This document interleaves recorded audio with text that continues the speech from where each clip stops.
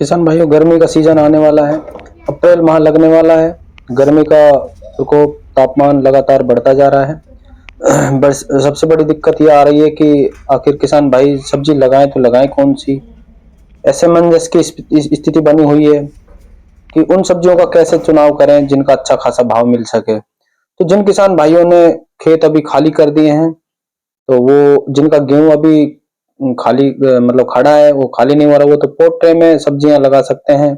और pot tray के हिसाब से अपन चुनाव कर सकते हैं। बेल वर्गीय सब्जियां पोट ट्रे में ही सक्सेस होती हैं ज्यादातर, क्योंकि उनको वहां पे ट्रांसप्लांट किया जा सकता है अच्छे से। और इस तरह से खेत की तैयारी चल रही है। जिन किसान भाइयों ने खेत की अच्छी से तैयारी कर ली है, सरसों जो जहां जहां जो फसलें होती हैं जो कट गई हैं सीजन में, वो धनिया लगा सकते हैं। सर्वप्रथम बात करेंगे धनिया की।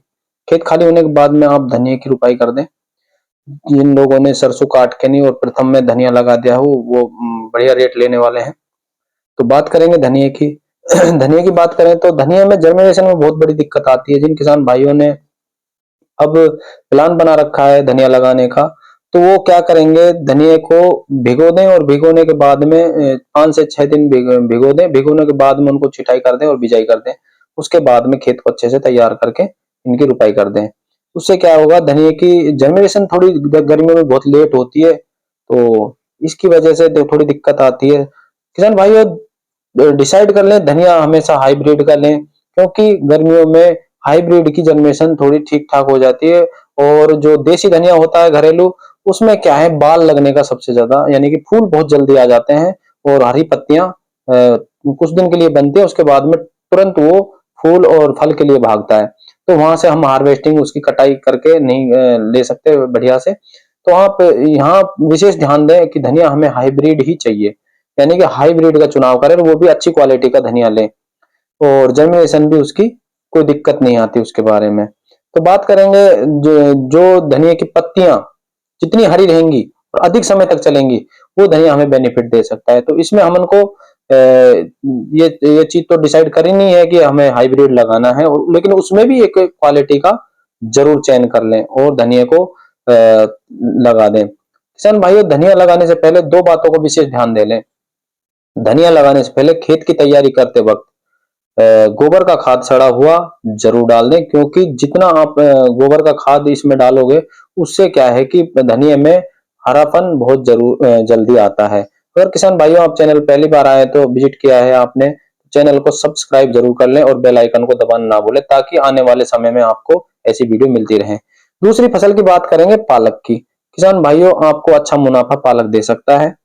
पालक में भी आपको ये बातें ध्यान देनी है, क्योंकि पालक में अगर आप पालक लगा रहे हैं, तो पालक में क्या दिक्कत आती है कि पालक का सबसे ज्यादा हरापन आपको मंडी का भाव दिला सकता है। जितना अपना पालक हरा रहेगा, उतना हमारा भाव अच्छा मिलेगा मंडी में। तो पालक को हरा रखने के लिए आपको खेत की उसी तरह से तैयारी कर लेनी है, यानी कि गोबर का खाद जरूर डाल दें। इसकी बुवाई आप अप्रैल में कर दें। मार्च में भी आपने लगाया था, जनवरी में मैंने आपको बताया था, कोई दिक्कत नहीं है। इसकी जनरेशन बहुत जल्दी हो जाती है। अब बात करेंगे किसान भाइयों किसान भाइयों, अपन दूसरी फसल की बात कर रहे थे, वो है अपनी लौकी। यानी कि लौकी को भी आप गर्मी में अच्छा खासा, लौकी से आप अच्छा खासा मुनाफा कमा सकते हो। होता क्या है, अक्सर गर्मी में जो इससे पहले फरवरी में भी लौकी लगाई है, जनवरी में भी लौकी लगाई है, मार्च के प्रथम भाग में भी जो लौकी लगाई है, आने वाले जो समय में क्या होगा, अप्रैल के लास्ट और मई में और जून के प्रथम तक जो लौकी की क्वालिटी होगी, वो पहले जो अगेती लौकी लगी हुई है, वो लौकियां बुढ़ी हो जाएंगी, यानी कि कह सकते हैं अपन उनको, या उनकी जो क्वालिटी है वो क्वालिटी घट जाएगी कहीं ना कहीं। उनकी जो आकार है वो भी सीधा नहीं आ पाएगा, और इनके यानी कि इनके हिसाब से वहां तक वो लौकी टिक नहीं पाएगी, क्योंकि इन जो ये नई लौकी चलेंगी, इन लौकियों का खास रहेगा, ये अच्छी लौकी रहेंगी, उनके देखने में उनसे अच्छे यानी कि उनके सामने ये अच्छी लगेंगी, और ये नई पोषण की लौकी रहेंगी। बहुत सारे उत्पादन दे चुका होगा वो पौधा, वो आगे वो क्वालिटी की हार्वेस्टिंग नहीं दे पाएगा जिस तरह की ये प्रथम में अपनी ये जो मई जून में और क्या नाम अप्रैल में जो अपने अब लगने वाली, जो अप्रैल में लगने वाली लौकी है वो देगी।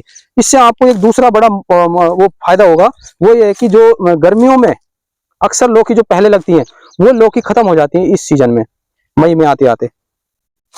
तो अपनी जो प्रथम में लौकी चलेंगी, यानी कि हमारी जो मंडी में पहली भाग लेंगी, वो लौकी हमारा अच्छा खासा भाव ले लेंगी। और इन किसान भाइयों ने एक दूसरी जो इंटरक्रॉपिंग की है इसमें, उसकी बात करेंगे, वो है ये कद्दू, यानी कि जिनको अपन बड़े टंडे बोलते हैं, या यानी कि वो कद्दू बोल सकते हैं इनको, या फिर अपन कोड़ा बोल सकते हैं। आपके वहाँ क्या बोलते हैं भाषा मुझे पता नहीं, लेकिन हमारे यहाँ पे इनको कद्दू बोला जाता है, बड़ा वाला। सीताफल भी बोल सकते हैं आप। इनकी अच्छा बेस्ट कॉम्बिनेशन के साथ इन्होंने इंटरक्रॉपिंग की है। उसके साथ साथ बात करेंगे लौकी का, जो इन्होंने पहले इनकी मार्च में जो लौकी लगी हुई है, ये भी मई के और जून के जाते जाते इनका भी थोड़ा थोड़ा मतलब भाव क्वालिटी गिरने लग जाएगी, और अपनी जो लौकी चलेंगी उनका अच्छा भाव आपको मिलेगा, उनका साइज अच्छा आएगा। एक तो पहली बात। दूसरी चीज, किसान भाइयों विशेष ध्यान देने वाली बात है, इन जो किसान भाइयों ने क्या लगाया कि बीच में धोरा, जो इस हिसाब से धोरा बना के और हिसाब से लगाया इन्होंने। आपको क्या करना है, धोरे के साथ साथ जो ये वेस्टेज जगह रखते हैं अपन, जिसमें बेल डालने के लिए जो ये जगह रखते हैं अपन, इस जगह में भी आपको गर्मियों में पानी देना है।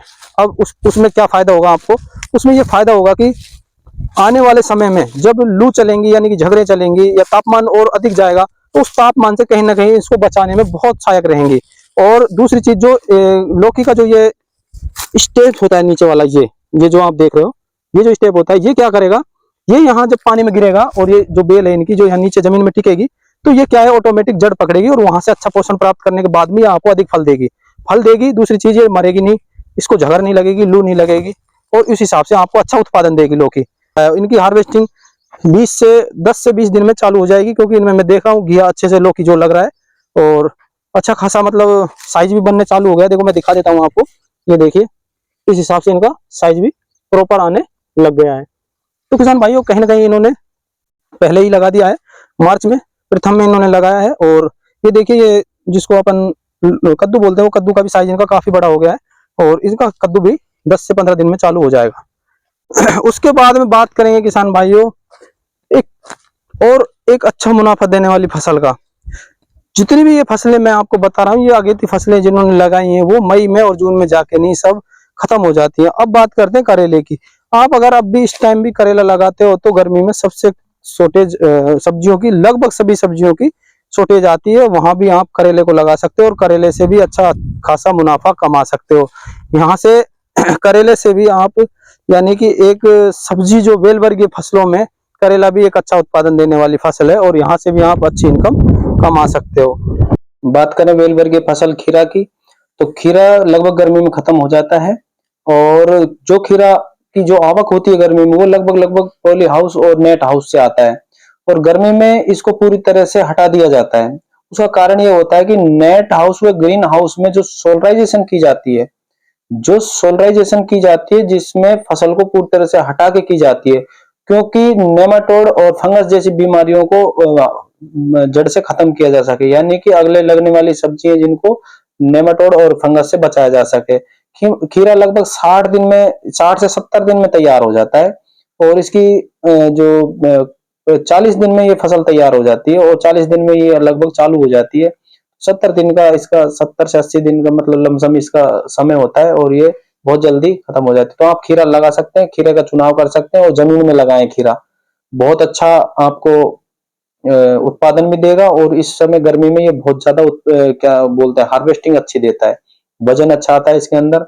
और अगर खीरा 30 से 25 रुपए किलो का भी भाव से अगर बिकेगा, तो भी आपको कहीं ना कहीं कोई नुकसान नहीं रहेगा, खीरा इसमें भी भरपाई आपकी कर देगा। और बहुत जल्दी खत्म होने वाली फसल है, बहुत जल्दी आपका खेत खाली कर देगा, और बहुत जल्दी आपको यानी कि डिमांड दे देगा इस चीज की। तो अब अगली फसल की बात करें, वो ग्वार होगी।